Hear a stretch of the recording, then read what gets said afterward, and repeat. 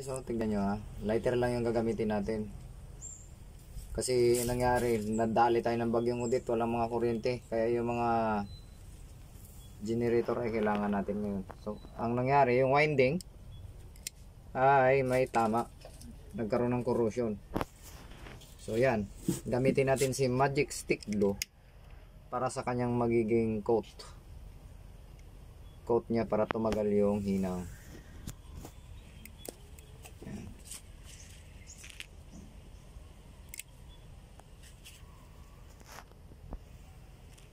Okay. So na-trace natin na yan yung sira. Ano? Ito yung sira, yung mga interconnection, mga connection ng coil ng dinamo. So ayan. Ito yung sa ilalim, pakita ko sa inyo, guys. Sige dong, nila. Hop. Naman na. So yan, kita yan? Ha? So, nakita nyo yan siya guys ha. Binalutan ko siya ng tanso kasi ito ay aluminum, yung magnetic wire ito aluminum. Tapos binalutan ko ng tanso na flat cord. Flat cord na lang yung ginamit natin. Wala kasi tayong magnetic wire na nadala. Bago, ihinangin natin siya. Kita ba? Ha? Papainitin natin siya. Yan. So kailangan make sure na yung inyong magnet tanso ay malinis. So ayan, para magkapit agad, hindi kayo pahirapan. Din yun na kailangan pa ng soldering paste. Okay ba guys? Sana may natutunan kayo dito, no? So si Magic Lighter, ang ginamit natin ay si lighter lang bago si Magic Stick Glue. Yan. Yan, medyo lang malakas ang hangin. Pero penetrate na yan siya.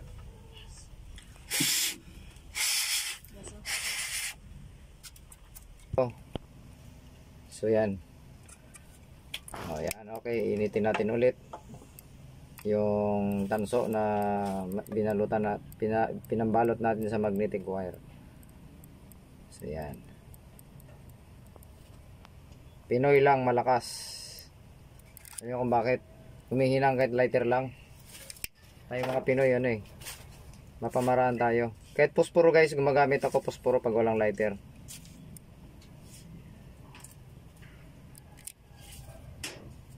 Okay, yan na. Balot na balot na. Yan, tatagal na yan siya guys sa mga ano, kahit na aluminum yan siya. Tatagal na yan siya ng mga taon. Kasi nabalutan siya ng Magic Stick Glue. Wow, yung ginagamit ng mga amoy sibuyas sa kanilang mga pre-energy generator. So next, actually patapos na rin tayo.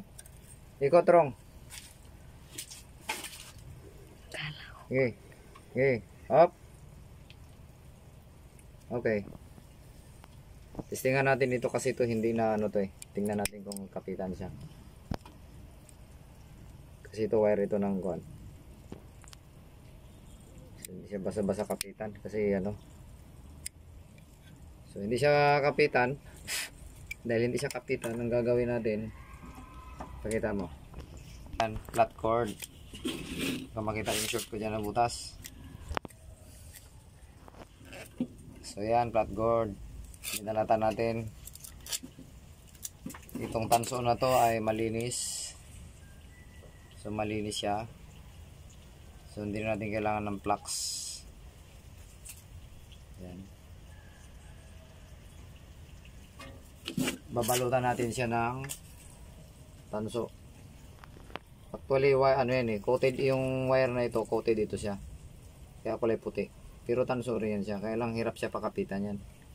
Kailangan mo pa dito ng ano, soldering paste para kumapit. Pero hindi natin kailangan, hindi natin gagamitan soldering paste. Gagamitan na lang natin ng pinagbabawal na technique. Yan. Ito yung tinatawag nating pinagbabawal na technique. Pinagbabawal na technique. Okay. So yan. So nakita nyo. Nabalutan na ng tanso. So, iinitin natin ulit. Iinitin natin. Oops, tumulo sa ating kwan. So yun, kumapit na. Hoy, masyadong malakas. Yung stick glue guys, pwede rin siya pang flux. Pwede rin siya pang pakapit ng tingga. So ayan oh.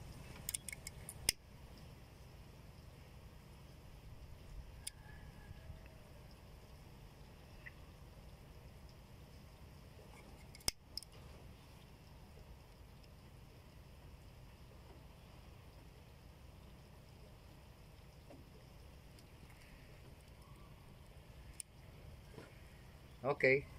'Di ba nahinang? Kasama na yan doon yung coated. So ito medium off, tama na. Dito medyo dito ka magkuha. Kita ba diyan? Hindi. So gaya pa rin ng dati. Babalutan pa rin natin siya ng tanso. Tinatawag nating pinagbabawal na technique. Technique ni Kuya Gars. Sa mga may natutunan dyan, baka pwede naman pa-subscribe ako. Yan.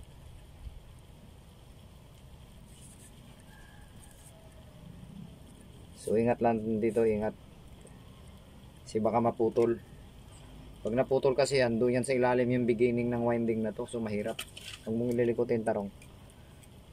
So mahirapan tayo niyan. Pag nag-condim tayo ng ano, tataas na yung RPM niyan. Hihina na yung output tapon niya.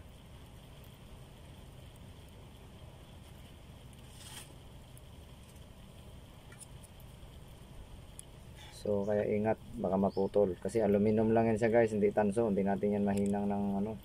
May dugtong sa magitan ng hinang. Gagawin natin yan, kukotan natin. Pati yun doon, ikukot na rin natin ng stick glue para hindi bumitaw, para walang masabi yung may-ari sa ating trabaho. Yan.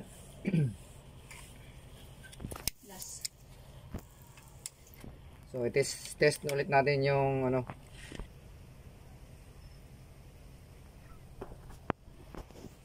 kita?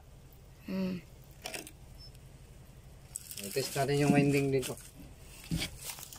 Dito sa kanyang rectifier. Kung ilang kilo ohms. So dapat ito mga 15.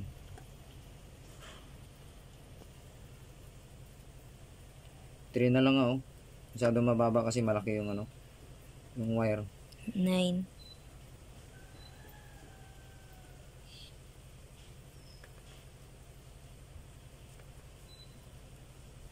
So dito tayo kasi dumaan na yan ng carbon brass, may resistance na yan.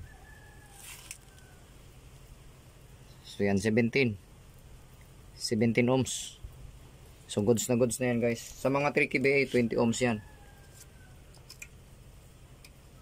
Sa mga malalaki, kasi malaki na rin yung size of wire, magnetic wire, mababa na yung resistance yan. So ito na lang.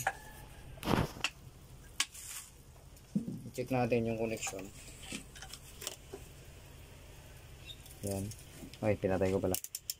Sorry. So yan oh. May reading siya mababa, 1.5 kilo ohms. Dito sa kabila. So 1.4, masyado mataas. Ibig sabihin, may resistance tong mga ano na to, mga kalawang. So ang gagawin natin ay sana yung ano na yun, dugtong na yun. Dito tayo, dito pala, sorry. So ititest natin yung slip ring, yung resistance niya hanggang dito sa slip ring. So meron siyang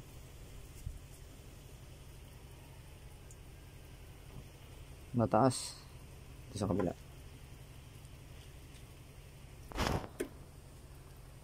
Yun, 5. Okay na sana yun.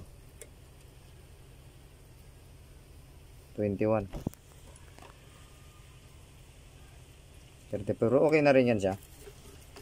Naka ano na rin yan.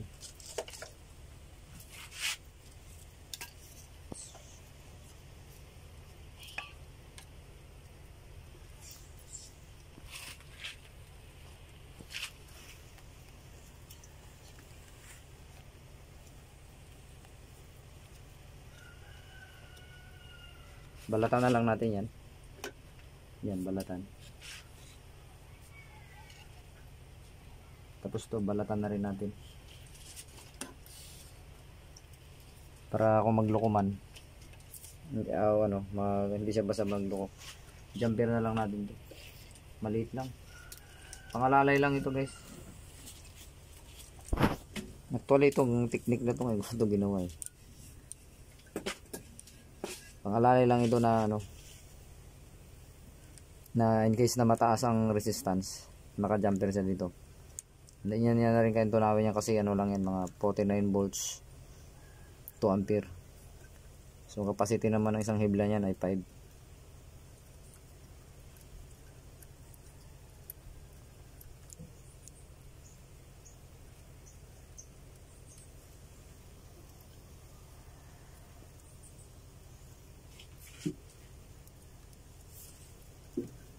Dito lang yung nakitaan natin ng sira kasi yung winding niya naman sa stator niya ay bagong rewind siya. So hindi natin siya pakialaman kasi copper yan siya, maganda yan yan, continuity. Unlike dito sa mga aluminum winding.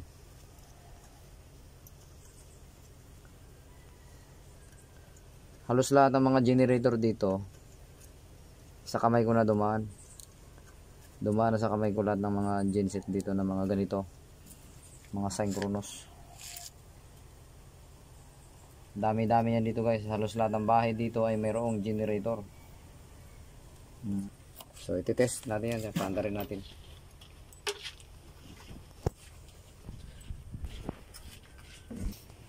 So ang plangka naka-off, taas baba, double throw kasi ito yung voltmeter.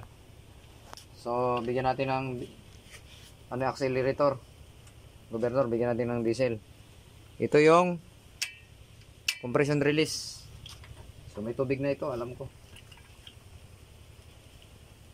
Ayan yung pump eh, oh. Ay wala pa pala. Saglit na natin panda rin, wala matagal, wala palang tubig. Yun, narinig niya yung inject ng makina.